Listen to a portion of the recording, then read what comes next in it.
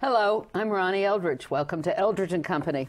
If you want to know how the city really spends our money, you'd best consult the folks at the Independent Budget Office.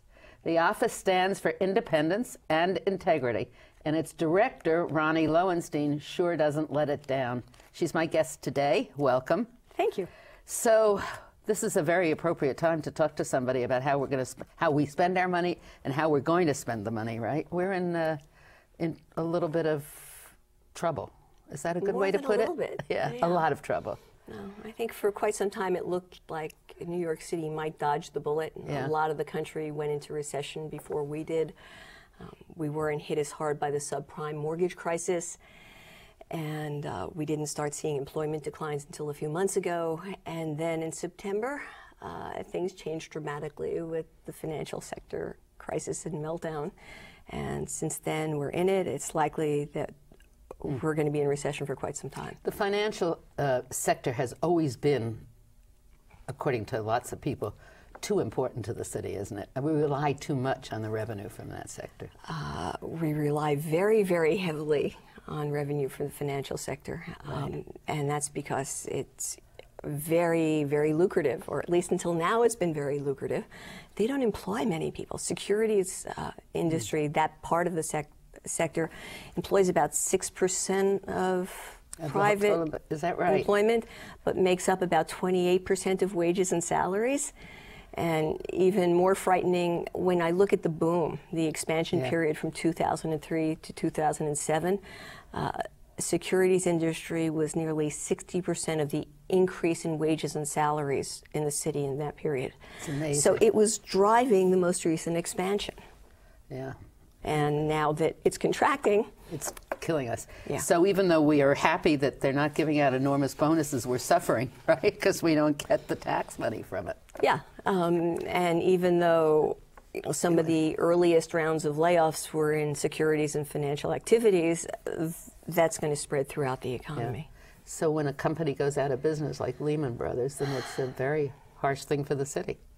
And we're in the most... But for everybody, it's not just the person from Lehman who might have real resources to fall back on, but it's the person at the deli down the street, and it's the car dealer, and it's the person who cleans the offices. It's all of us. Does it make us angrier at the financial sector? Should it? Angry at the financial sector. Certainly, I would hope that we come out of this with a different financial sector. I think it's likely to be structurally different from what we've got now. Yeah. I think it's likely to be less highly leveraged, using less debt than it does now, more highly regulated, and potentially considerably less profitable. And that's, I was going to say, that is a permanent effect on the city's budget. It may well be that as we come out of this recession, we're going to have to adapt to a structural change that's going to mean a probably somewhat smaller city economy, potentially a somewhat smaller city public sector. Yeah. I left the city council in 2001, and it seems to me the budget then, I may be wrong, was $34 billion, something like that. What is the budget now? Over 60. It can't be 34. Maybe it was 42, but it wasn't higher than that. It went very quickly from about, I think it went very quickly from about 40 to up to over 60. Yeah. It's shocking to me. Now, why was it so increased? Well, first of all, the tax system was bringing in a great deal of money. And of course, when money, you spend it. Although I should say that to the credit of this administration and this city council, they didn't spend all of it. So as we look at the gap for the upcoming fiscal year, which starts July 1st, they put $2 billion of last year's surplus into not this year, but the year after this. They established a retiree health benefits trust fund, which is in effect a rainy day fund that they're drawing down to help bring next year into balance. They've done a number of things to try to ease the blow, but certainly spending has been increasing at a rate that at this point looks unsustainable. And what about the debt service? Also increasing at a rate that looks unsustainable. The city did just recently stretch out the capital plan from 4 years to 5.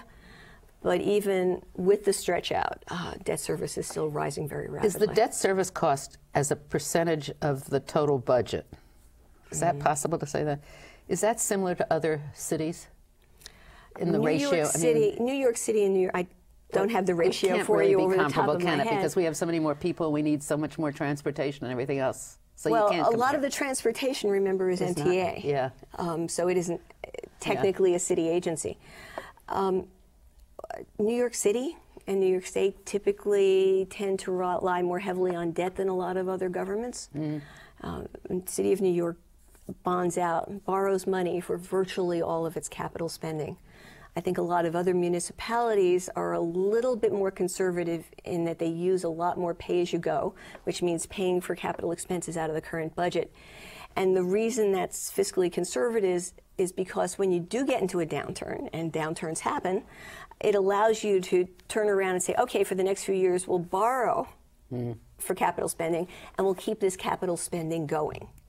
We don't have that safety valve because we start off by borrowing for it. Is that what the federal government is doing now? Federal government doesn't run a separate capital budget. Right. It's all one big budget, and right now the federal government is borrowing a lot. A lot of money. Yeah. What exactly does the IBO do? We were created to provide nonpartisan, independent information on city budgets and fiscal policy. We do things like estimate tax revenues, and in that sense provide a check on each administration and their estimates of tax revenues. Now that's an interesting point, because I don't think people understand that. It's the mayor's prerogative, right, to estimate the revenue. In New York City, that's perhaps the biggest source of mayoral power over the budget is whatever the mayor says about the size of the pie goes. Right. So they can, it's an estimate. So what do they do? Well, it's got to be an estimate. No, but I mean, what do they do with it? Do they change it? They change the estimate during the year. Yes.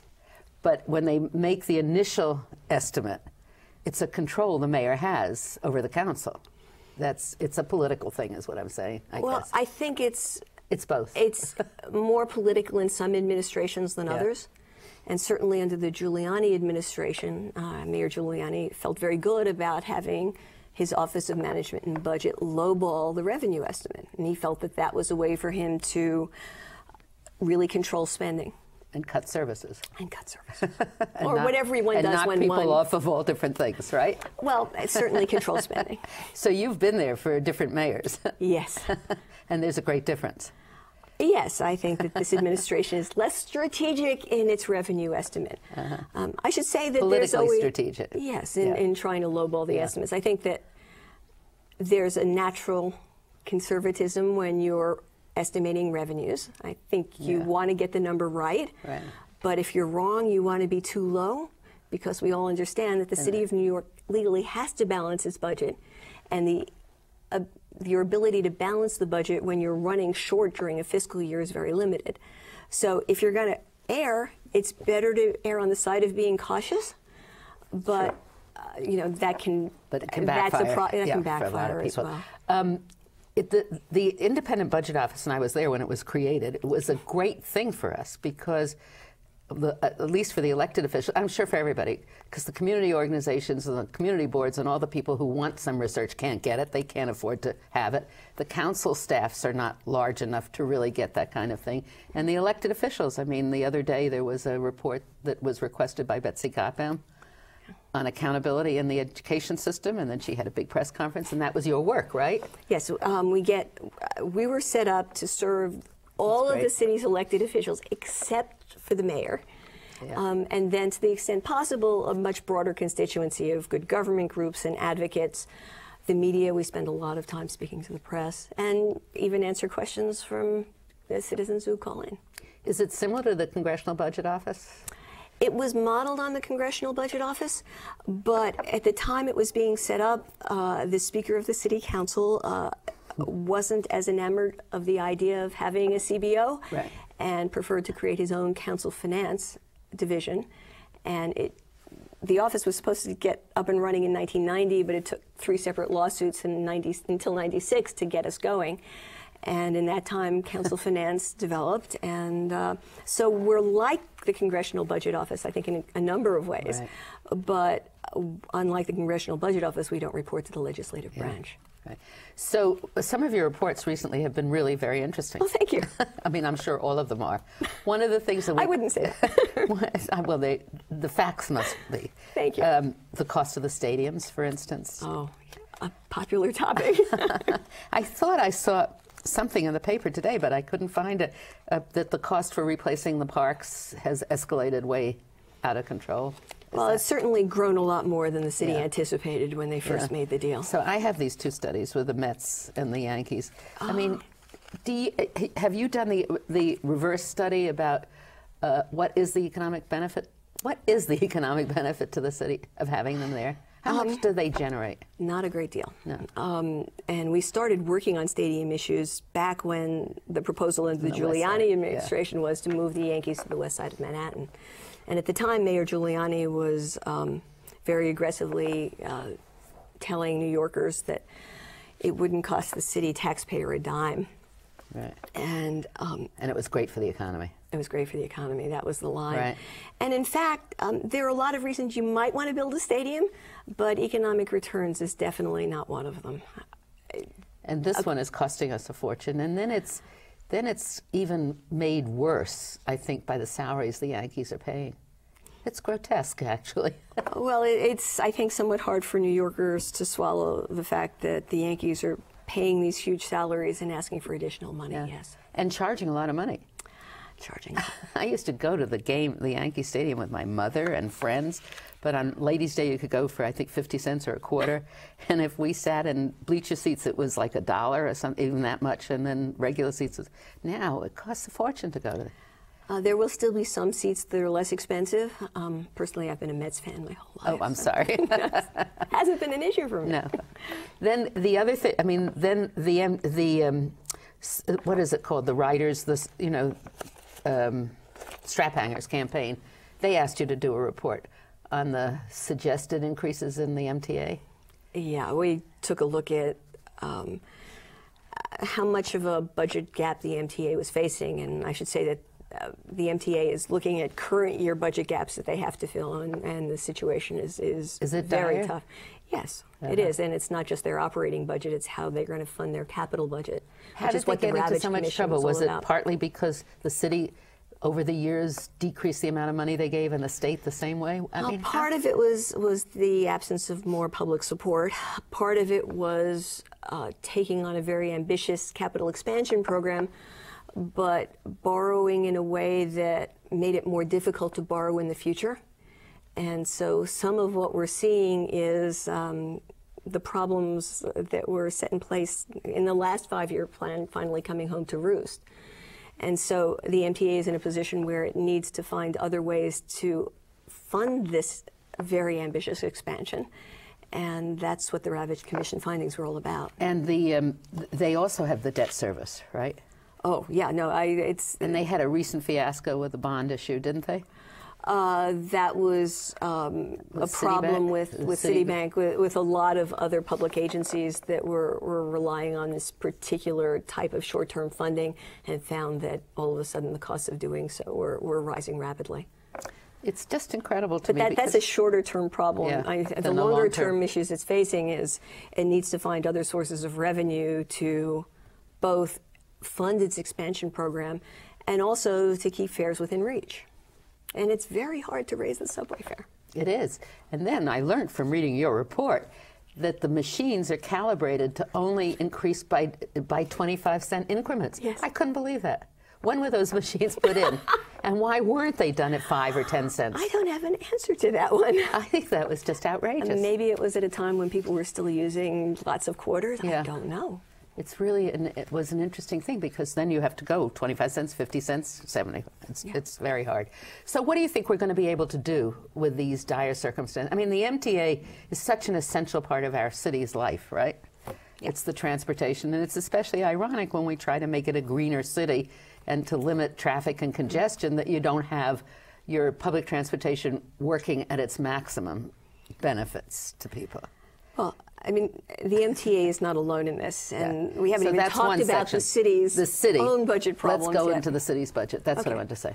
Okay, I mean, the city of New York is facing major fiscal difficulties. Despite having put more money into next year, and despite having now done 3 rounds of cuts, and despite drawing down some of the rainy day fund, the city's still facing a budget gap for the upcoming fiscal year, which is like 5 months away, of over $4 billion. We say our estimate is $4.3 billion, which is about 10% of effectively, roughly, city's own source resources plus unrestricted aid. So what do we do? What do we do? Well, we've already been through 3 rounds of cuts. Some of that is revenue initiatives, but largely cuts. We've accelerated the increase in the property tax that was scheduled to happen July 1st. We did a small increase in the hotel tax. But with each round of PEG programs to eliminate the gap, it gets harder and harder to avoid cutting into services. I think that the preliminary budget that you'll see released on Friday, the 30th of January, is likely to really begin to hit services. I think this administration has often expressed the point that they didn't want to go back to being the 70s, that they didn't want to do big cuts in services. So it's likely that they'll be doing more taxes. And it's such an insidious kind of thing. You cut the services, you cut the money to the Board of Ed, you cut the number of things, and then it takes years to recoup as the economy improves. You're still making up for past cuts. Do you think, is the city just too large? Well, the city's actually been working reasonably well for quite some time now. Yeah. You know, I think as you compare New York City to other big cities in the country, we're in relatively good shape. You know, it's because vibrant. we're still here, right? We're vibrant. People want to be here. Now, maybe a large chunk of that growth was funded by a financial industry that will look different in 5 or 10 years. But there's a vitality to New York with all the young people wanting to be here and all the construction, all the cranes. It's running so in opposition to what's happening. You know, I interviewed a young man who's a young budding politician, a grassroots politician. And at the same time, when the city cuts its budget, it cuts to all the local community groups that are the grassroots. Yeah. So it just doesn't have, you know, we've never tackled, I think, and I don't know what it is financially, very basic questions between the city and the state, right? Well, I think that that's a perennial problem for the city of New York. Yeah. And if you just look on the tax side of life. Right, that's what I'm really talking about. Okay, the city of New York is really not in control of its own destiny. Right. So the only thing that we can change locally is the rate on the property tax. Not even the structure of the property tax.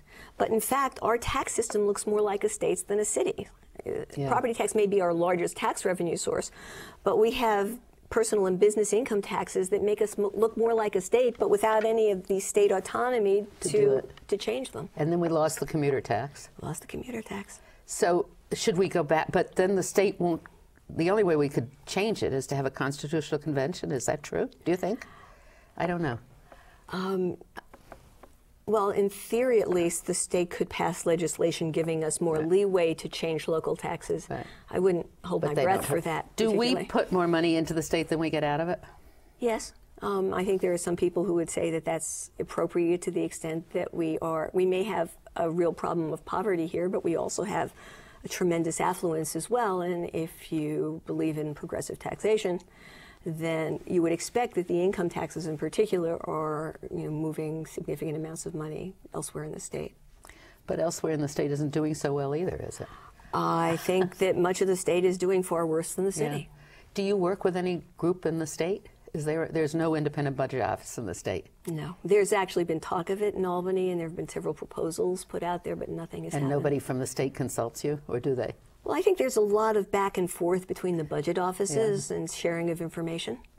So what do you think we're going to do in the city and state in the future?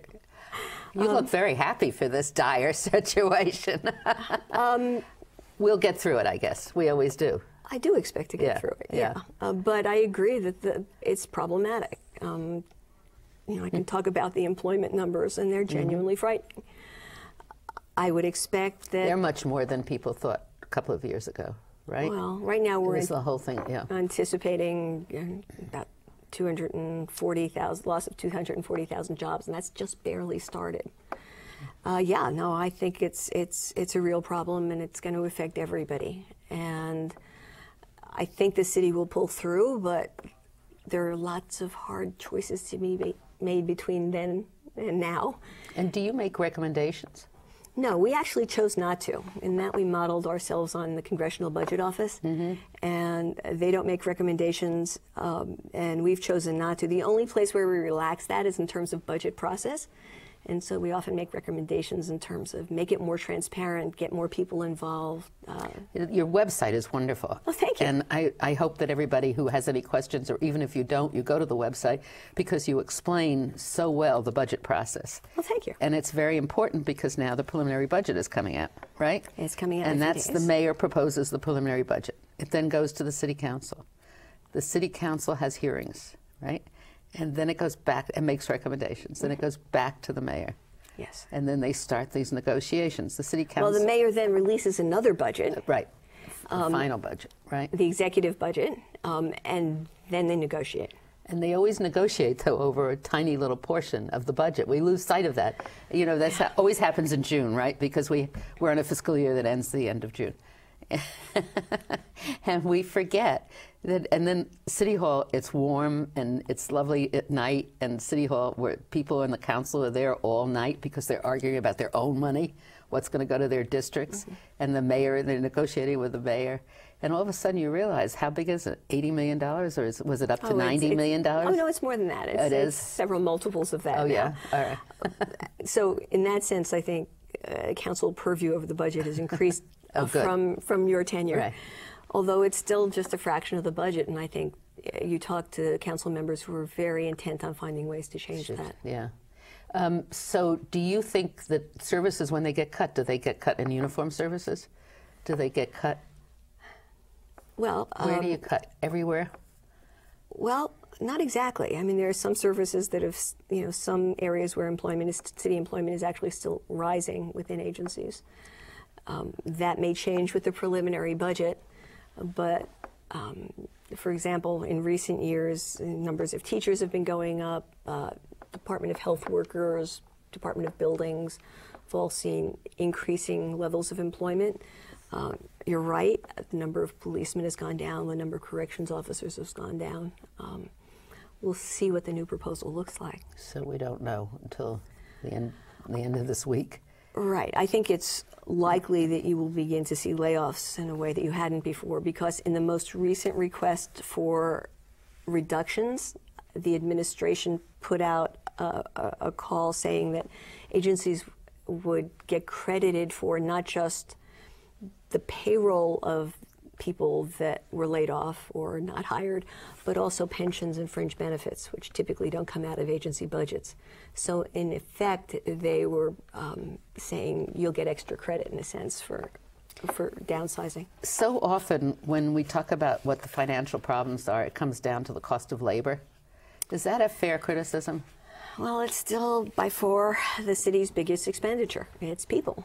Right. And that's very hard to change once contracts are in place, although we've seen in the past that if things get bad enough, even that can change. Yeah. And then do you think if there ever became a national system of health insurance, would that replace the city's health insurance policies, or would that just include it? I don't know how I can ask you that question, because I don't know how you'd have an answer. I'm not sure how I can respond to it, except to say that given how much more New York State and New York City pay for Medicaid than elsewhere in the country, we would be big beneficiaries if there were to be... It's rumored that we are going to get more assistance, isn't it, from the federal government for the cost of Medicaid? Medicare? Yes, Medicaid. The early word on the stimulus package is more direct aid to help with Medicaid costs, and also more aid going into education. So if you were a futurist, well, maybe you should hire a futurist. I love futurists who are going to tell us what we do. Are there any systemic changes you would make? Nobody's ever asked me that question. Certainly, we would be pushing for a more efficient way of delivering, the greatest, most possible efficient way of delivering public services. I mean, there are people out there who worry a lot about taxes, and there are people out there who worry a lot about spending. And our position on all of that is that, well, actually, it's all important. What you want to do is provide the very best services at a level of service delivery that people want at the lowest possible price. So, to the greatest extent possible, you want to find ways to do well and do it more cheaply. Well, we've come to the end of this half hour. That was fast. So you're going to have to come back after we get the preliminary budget and during that final kind of thing, and we'll learn more about what we're going to do. So I thank you very much, Ronnie Lowenstein, and I will look forward to reading more of your reports. Thank you.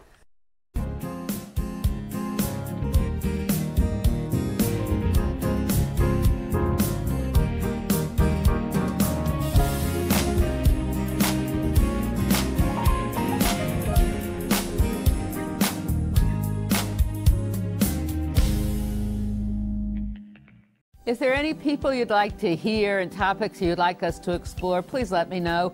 You can write to me at CUNY TV, 365 Fifth Avenue, New York, New York, 10016, or you can go to the website at cuny.tv and click on Contact Us. I look forward to hearing from you.